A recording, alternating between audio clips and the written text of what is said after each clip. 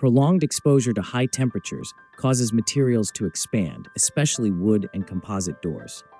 When daytime heat is followed by cooler nights, that constant expansion and contraction puts stress on the door's finish and structure. Over time, this movement weakens protective coatings, allowing moisture and UV rays to penetrate deeper layers. The first thing to fail is almost always the finish.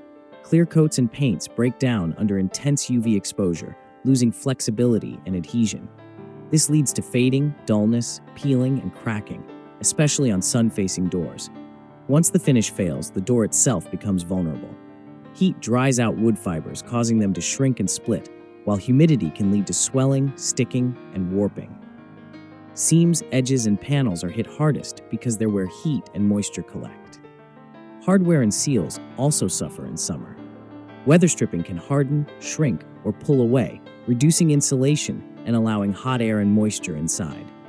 Adhesives used in veneers or trim may weaken, causing separation or bubbling. By the time a door looks bad, the damage has often been progressing for months. Summer heat doesn't just make doors look worn, it accelerates aging at every level, which is why early refinishing and proper protection are critical to stopping long-term failure before replacement becomes the only option. If you do need to refinish, Door Renew can do it for you. Thanks for watching. Like, comment, and subscribe. We'll see you next time.